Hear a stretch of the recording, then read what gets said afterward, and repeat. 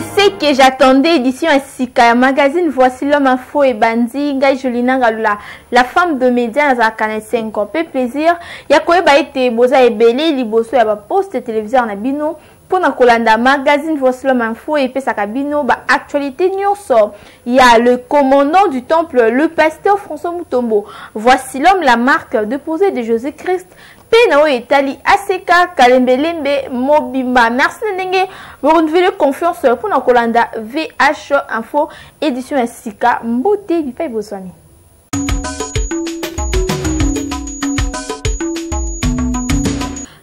La édition ya mokonelo pour na koyipsa na bino ete na etali thème général ezali bongo kolekana Aseka Kalembelembe sur le renversement des hôtels. Troisième module, l'homme de Dieu, le pasteur François Mutombo. Voici l'homme, l'ambassadeur de la parole de Dieu. Abetaki mingi mingi, c'était sur la sorcellerie de destruction. Toshangyongo pour na commentaire.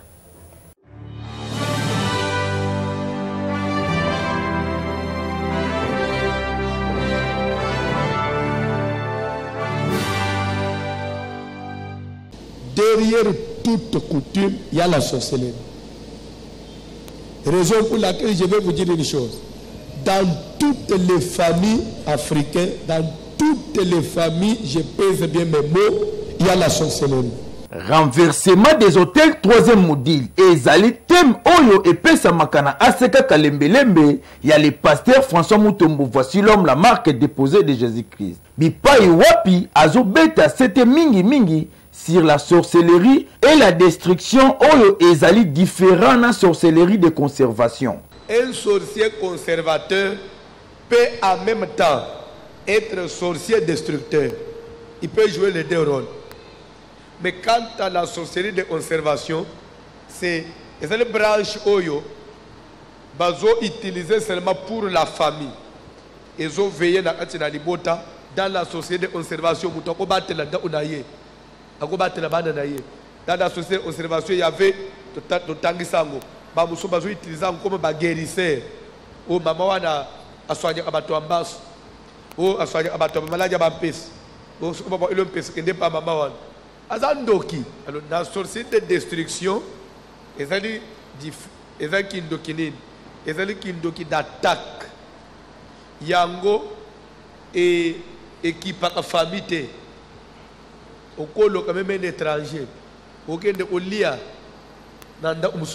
L'homme de Dieu, le pasteur François Mutombo, voici l'homme, la marque déposée de Jésus-Christ, a expliqué qu'il n'a Oyo etali sorcellerie des sang. Sorcellerie du sang, dans le bagui que Zali, c'est une sorcellerie passive. Amen. Alléluia.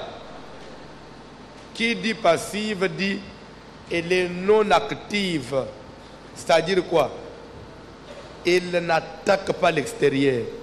C'est-à-dire que nous avons la sorcellerie du sang. À quoi bête nous flèche? À quoi loka mutute? À quoi kangavi à mutute? Donc, hier, moi, au goût, à quoi yeba te kazana kindokiwan. Ponani, à mon akelo ote.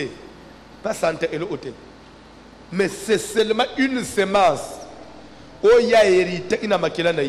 La marque déposée de Jésus-Christ, le pasteur François Mutombo. Voici l'homme, à Peseli, porte d'entrée, il y a sorcellerie des sang. Sorcellerie du sang. Sorcellerie du sang, dans le bagui que Zali, c'est une sorcellerie passive.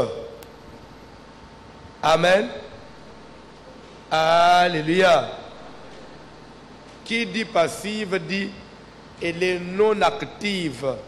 C'est-à-dire quoi? Elle n'attaque pas l'extérieur. C'est-à-dire que nous avons la sorcellerie du sang. À quoi bête nous flèche? À quoi loka mutute? À quoi kangavi à mutute? Donc, hier, moi, au goût, à quoi yeba te kazana kindokiwan. Ponani, à mon akelo ote. Pas santé et l'ote. Mais c'est seulement une semence. La marque déposée de Jésus-Christ, le pasteur François Mutombo. Voici l'homme, à Peseli, porte d'entrée, il y a sorcellerie des sang. Il y a une sorcellerie d'héritage. Où il y a hérité à partir de la bâtiment. 2. À part Kobotam. Amen. Alléluia. Sorcellerie du sang. Moutoupé à cause yango à travers une transfusion sanguine. Troisième porte, l'acte sexuel. Bosangisi nzoto. Lobana nzoto. Mone ozo bana mungongo ase. Pourquoi na bosangisi nzoto? La Bible déclare, car est-il dit, les deux deviendront une seule. Soki boyebite landa makambo nazo yebisa yo. Soki boyebite tala kaka mwasi na mobali soki babalana. Au fur et à mesure que bazo umela bane belé bakoma atina kokokana soki boyebite. Bakoma atina ba trait ya ressemblance. Pourquoi tout à tout moment les sens se mélangent. L'ambassadeur de la parole de Dieu, le pasteur François Mutombo, voici l'homme, Mobuki Bikeko ya solo, atindaki prière ya kafu kafu. Je voudrais que tu pries. La servante doit partir avec son fils. Il doit laisser la place à Isaac. De Moussala à Semenoy. Moussala à Semenoy. Agar doit partir avec son fils. Ce que nous avons dans d'autres il faut que il faut bima to s'appeler la communauté de Jésus.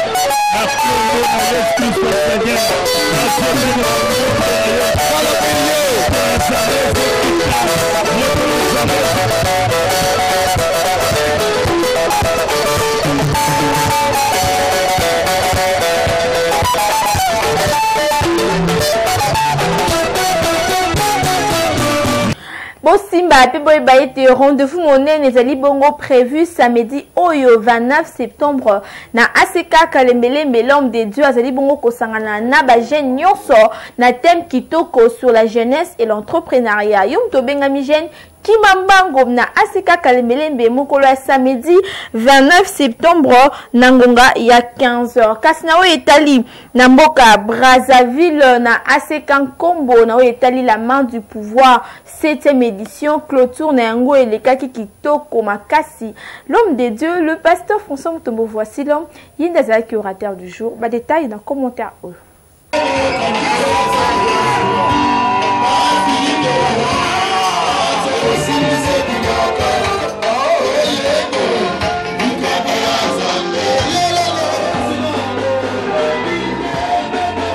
7e jour, il y a la main du pouvoir. Et Zalaki clôturé. Awa na Mboka Brazzaville, précisément na ACK Kombo, il y a le pasteur Charles Mpoyi. Chiffre 7, chiffre ya perfection, bana na Nzambe batondi samaki na esengo. Orateur ya clôture ezalaki le pasteur François Mutombo, la marque déposée de Jésus-Christ, pendant prédication na ye, atalisaki na bana na Nzambe, totika égoïsme na makambo etali évangile. Lelo yo za égoïste place au fatouane. Même pour inviter baninga dans l'église au likité. Ozo ya yomo. Musala munene boy. O même ya mutu mokote. Évangile babomba kate. Évangile bakalata pour soi-même te. Évangile bakabolaka. Tikaza papa pour la Bible. Amen. Tikaza papa pour la Bible. Amen. Brazzaville, il faut ça madame Weteyama. Amen. Il faut musala sala makas. L'ambassadeur de la parole de Dieu, le pasteur François Mutombo, voici l'homme, a continué qui n'a maloba boye. Satan reconnaît que quand Dieu protège, même lui il ne peut rien. Et pour que Satan touche Job, il a fallu Nzambe à Pessanzela. Ah, tika Nzambo za Nzambe na yoko. Jésus. Tika Yesu Kristo ana Nzambe ya bana na yoko. Merci. Na kisa bana na yoko zela na Nzambe. Yango Eratakate, l'homme de Dieu, le pasteur François Mutombo, voici l'homme, a tindaki requête de prière. Trouble yos, si ya basse, médiocrité, et bima! C'est le nom puissant de Jésus.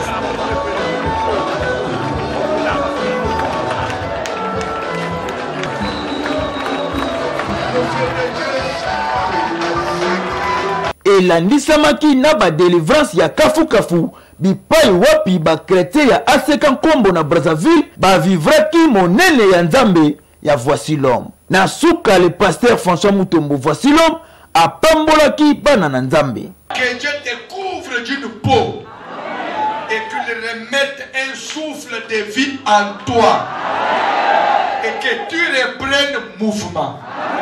Je déclare cela au nom du Seigneur Jésus-Christ. Reçois la vie maintenant. Reçois la vie maintenant. Que toutes les cellules qui étaient mortes, toutes les cellules détruites par le cancer, par je ne sais n'importe quelle maladie, les anticorps déjà détruits, affaiblis, le système de défense détruit. Je parle au nom de Jésus. Je parle au nom de Jésus. Que les anticorps de ton corps reprennent force. Que le système de défense se reconstitue maintenant. Que les trompes bouchées se débouchent maintenant. Que le myome et kyste disparaissent maintenant. Que l'esprit de Marie et femme de lui te quitte maintenant. Car ce n'est par le doigt de Dieu. Matthieu chapitre 16, Kobanana verset 13 à 15, vous comprendre que tu as commis dans la rubrique Obolinga Makasi, tu nommé en VH. Opinion, bipa iwapi, to kitaka na terrain, to tunaka na population, qui est voici l'homme, pambate, moto nyoso lingaka yeba, nini balobaka pona ye, qui est voici l'homme, bolana.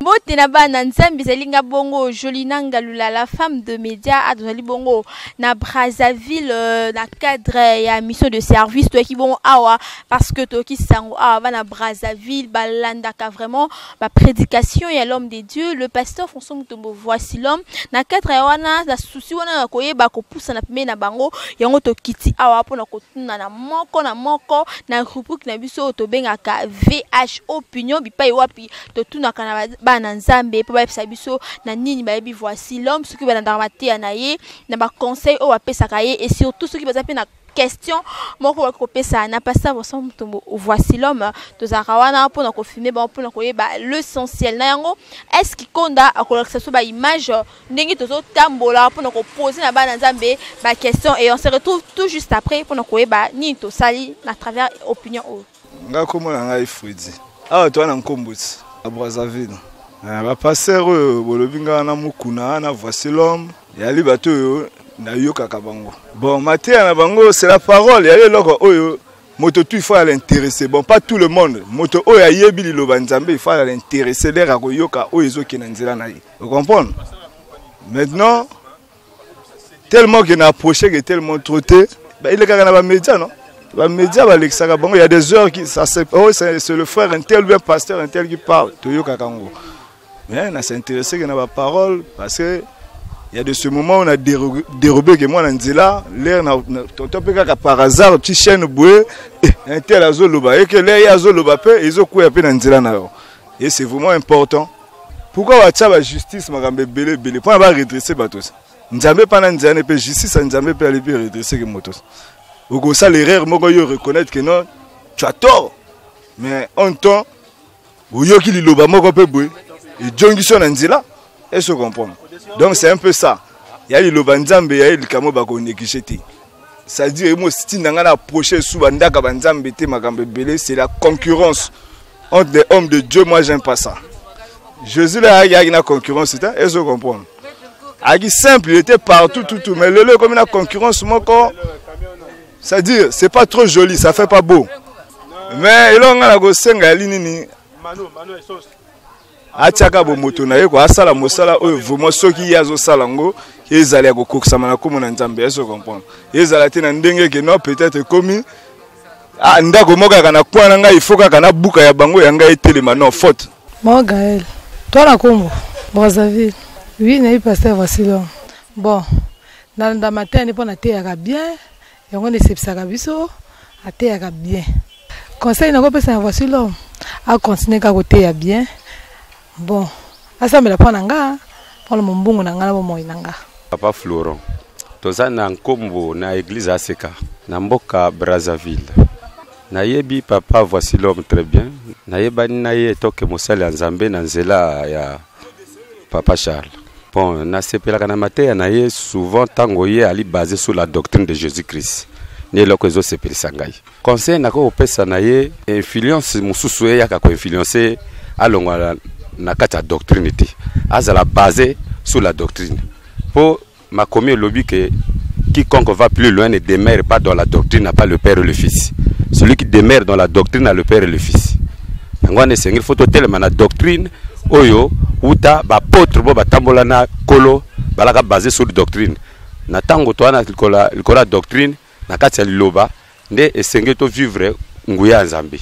Na moni na Bible baki kozwa bato na bonzambe kidikidite baki kosala soi na makambo nzambe. Do moni même na chronique 2020 tango basala ki soi ba chantre bala moko ba chantre wana baki ko adorer nzambe avec les ornements sacrés bala moko nguya nzambe et kitaki confondre ba adversaire bako ko bunisa peuple d'Israël. Yango no moni il faut que luka bato bakomi na maturité na makambo nzambe pour esengeli ba tia bango. Donc conseil nako kopesa eza wana. Entre na sepela matière voici l'homme makasi.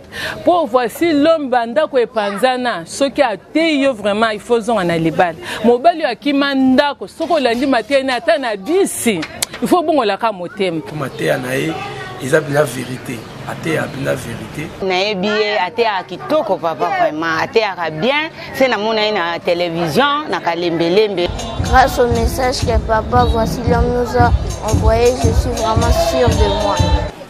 Azam mutumoro boy azana komi kitakati nae. Donc l'ité aneza d'abord lolinge nae. Mosala nae sungi biso makasi. Na ndenge azofongola biloko misusu.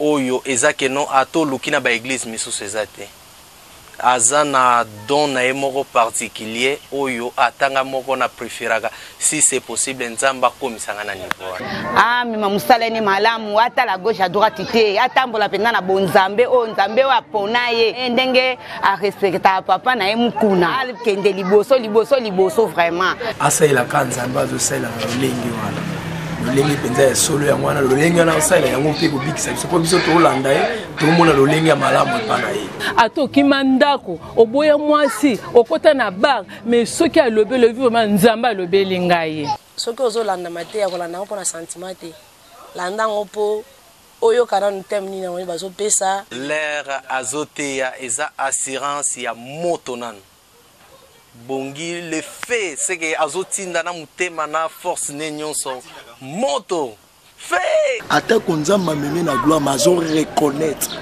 musisa oyebimisai aza moto nzamba ti lokola Moïse oye misaya ba en Israël na kati na borumbu na kati na pasi matika musala wana te a continue nango tina suka po aza papa moko vraiment seplisaka mitema bato makasi nzamba lobaka kati na ye bitumbe koya makambo ekoya mais atikalaka esika nzamba chai gloire déjà par rapport ya oyaza mais longa na sepelaka na ye ezaka elobeli na ye ndenga alobaka bino bano oyo boza kosakana na makambo ya nzambe lolenga naza koyebisa bino etika na lobi mabe.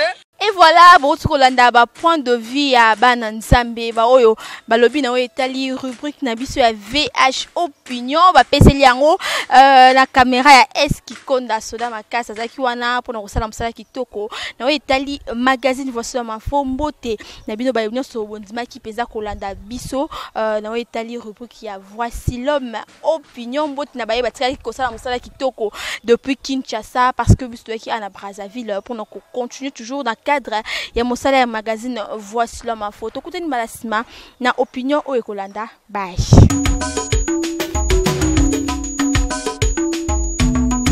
Avec un cœur sincère, je souhaite joyeux anniversaire à mon boss, le pasteur François Mutombo. Voici l'homme à la tunique de plusieurs couleurs, l'homme à la tunique multicolore, quelqu'un que j'aime beaucoup, un homme impeccable, un homme de Dieu qui parle bien. Joyeux anniversaire à vous, que Dieu vous donne encore une longue vie, car on vous aime beaucoup. C'est une joie pour nous de savoir qu'aujourd'hui c'est votre anniversaire, raison pour laquelle nous vous souhaitons une très bonne, heureuse fête d'anniversaire, une longue vie à vous, plein de succès, que Dieu puisse vous aider à aller encore plus loin. Bon anniversaire à vous. Papa, en tout cas, nous te souhaitons joyeux anniversaire. Lelo Isa Mbula Obotama. En tout cas, biso bata Mercure Télévision, RTVH, te souhaite yo joyeux anniversaire papa. Nzamba batela yo, abaksa bambule belé. Et que na nengo te ya biso, okodia toujours côté ya biso. ACK Kalembelembe ACK nyo saison na simate qui est toujours liboso, liyoba Nzambe ekufate ko yate. Joyeux anniversaire papa. Papa merci beaucoup. Lelo Nzambe akoksi mokano na yeke, lelo mboko botama pasteur Voisilom Mutombo, l'homme de Dieu. Batikayo. Merci beaucoup, papa. Merci. Joyeux anniversaire. Joyeux anniversaire, le pasteur François Mutombo. Voici l'homme. Joyeux anniversaire.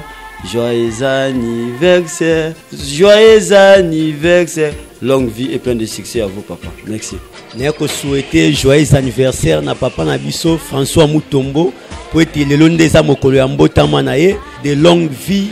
Nzamba batela yo abakisa so mikolo pamba te musalo zo salezo mona na miso ya bato to souhaiter ba joyeux anniversaire Nzamba batela yo heureux anniversaire na papa François Mutombo. Voici l'homme na sepeli mingi po papa na sepeli sanga toujours tanga lobaka boloba amen na continuer na sepela raso na alanda ba prédication na joyeux anniversaire papa. Na souhaiter ba joyeux anniversaire na ngai na révérend pasteur François Voici l'homme, hein, Motona Nzamba solo. Na souhaité vraiment bah joyeux anniversaire, Mbotama Elam, Namokola Lelo, merci. Waouh, c'est arrivé un très joyeux anniversaire à mon papa. Joyeux anniversaire à Mbotama Elamou, à mon père, à mon papa, à mon boss, le pasteur François Mutombo. Voici l'homme, me veut de bonheur, de prospérité, de longévité. Papa Nangazambe a pambola okoleka, a pesoro lisusu makasi, hein, ote arabiso lisusu, ope sabiso lisusu kimia, parce que ma kimia belé écoute à ma bota batu à travers ma tia non papa, Nzambe vraiment bakisela yo et belé. Joyeux anniversaire.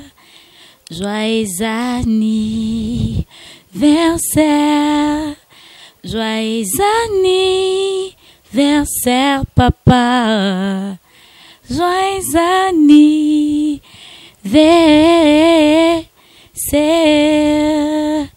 Botama et l'amour, Botama et l'amour.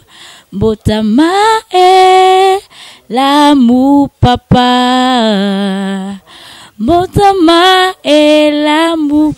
Joyeux anniversaire à toi, notre papa François Mutombo. Que cette nouvelle année pour toi te soit une année de grâce, une année de progrès, une année de paix. Nzambe oyo acha mafuta na ye likolo na yo, asopa lisusu mafuta ebele, huile fraîche.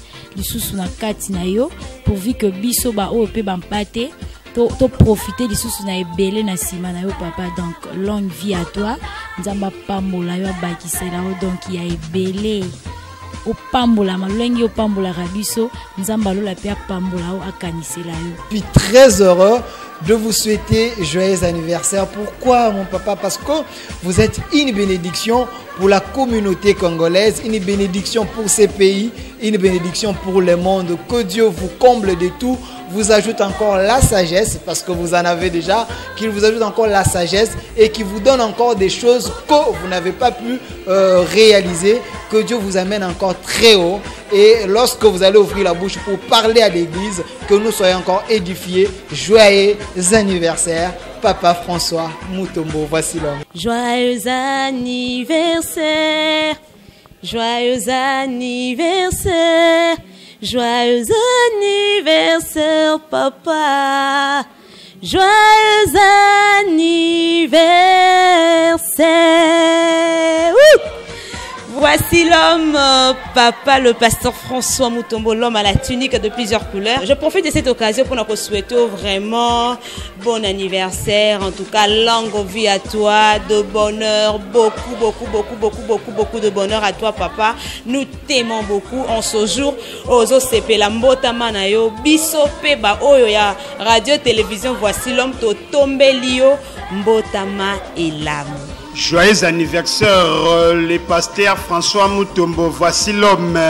Joyeux anniversaire, papa. Donc, Natombelio makambo ebele okine toujours liboso pour na ba geste yo sala au continuer toujours ko sala. Je suis toujours reconnaissant. Joyeux anniversaire le pasteur François Mutombo. Voici l'homme ACK Kalumbi. L'anniversaire est un grand événement parce qu'il prouve à suffisance l'amour, la bonté, la grandeur de Dieu dans une famille. La grande famille RTVH remercie le Seigneur pour l'anniversaire de son initiateur, en la personne du pasteur François Mutombo. Voici l'homme. Un homme de Dieu qui a compris que servir Dieu, c'est une responsabilité plutôt qu'un gagne-pain. Papa, joyeux anniversaire. Nzambe Asungao Okende Musika. Joyeux anniversaire à l'homme de Dieu. Une semence que Dieu a plantée sur cette terre pour la bénédiction des enfants de Dieu. Mbotama Elam. Papa, Musalo Zoa. Ndengo Salarango, Ndengo Kendaka, Ezali Pamboli pour na mokili mobimba. Nzambe ya Israël a Pambolayo. Merci. Nazo souhaiter joyeux anniversaire et papa François Mutombo. Voici l'homme. Notre papa où a été à Kabiso, Azo, mais ma biso na présence na Nzambe, zote biso makamoka malamu, liloza mukolo ya mbotama na ye, tozo souhaiter ba joyeux anniversaire bisika zali, Nzamba bakisila ye ebele, amema ye musika pe se susu mayele, pe ya kote ya biso susu koleka. Papa, toza ne sengo ya mukolo lelo po eza journée oyo botama, to souhaiter ba joyeux anniversaire, Nzamba bakisila ye ebele, toza na minga koloba te. Continuer kotambola nengo zo tambola na kobanga Nzambe, ezo sala biso malamu. Merci beaucoup papa. Nazo pesa joyeux anniversaire na pasteur François Mutombo. Aza vraiment papa. Ceux qui nazo ba papa, aza papa. Donc comprenez, aza papa vraiment papa pas nanga. Voilà pourquoi nako kanga vraiment mon côté pour nako zanga ko souhaiter. Voilà pourquoi nazo souhaiter joyeux anniversaire.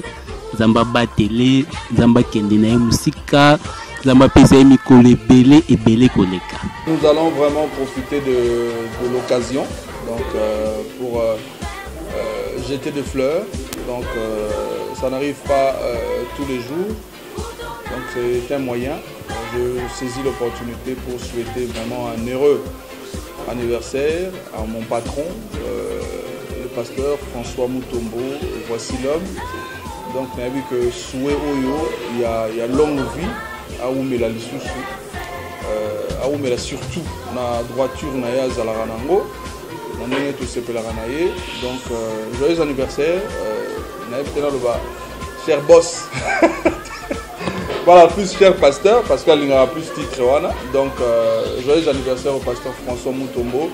Souhait Oyo, il y a un inséparable maman. Donc, on a vu que quand on va au foot en famille, maman passe au kaka, et ça l'a bien. Donc, on a vu que même tout ça, on a balu à l'obara.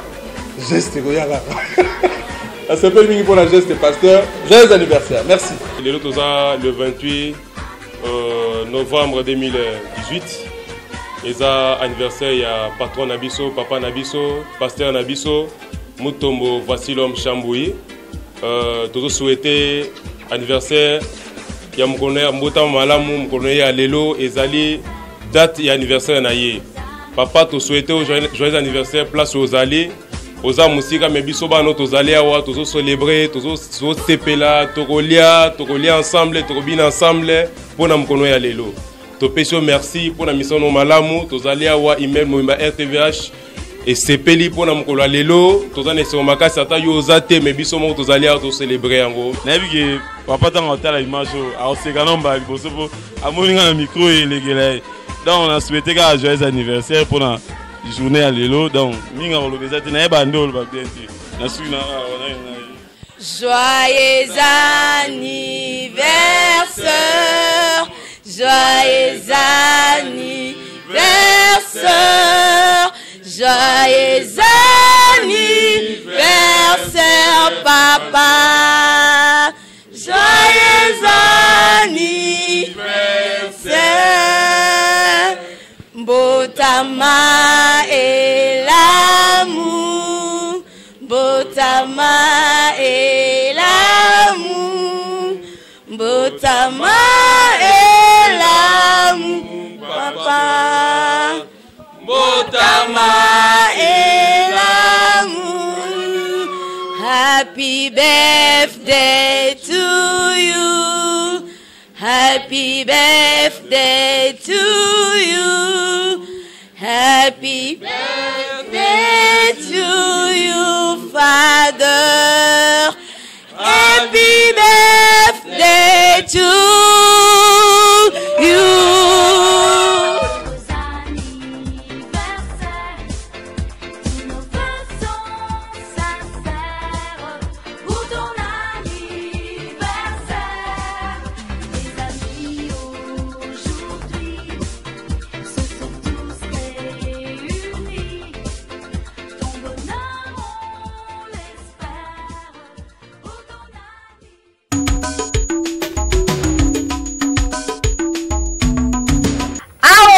Tosukisi édition ya magazine Voici l'homme info ngai Julinanga la femme de média nazaki ne 5 ans peu plaisir ya ko présenter yango pona bino bobo sanate rendez-vous monene ezali bongo prévu le 6 puis le 7 octobre 2018 dans temple ya ACK Kalembelembe na numéro 72 ya avenue Kalembelembe boki mambango pambate thème monene kozala exploité sur le renversement des hôtels 3e module. Ce qui vous s'appelle qui une édition il y a les lots pour que ça merci l'équipe costaud na mosala link au baso continue toujours comme ça là. Salutations spéciales na balandinyo so ya magazine Voici l'homme info mingi mingi na Gishu Mutombo la réserve de l'Éternel et longola maman Mimi Mutombo la première dame de l'ACK Kalembelembe maman sociale maman ya bane belé. Ngala mutu kuteni balasima toujours le même plaisir nzambi alola azana bini.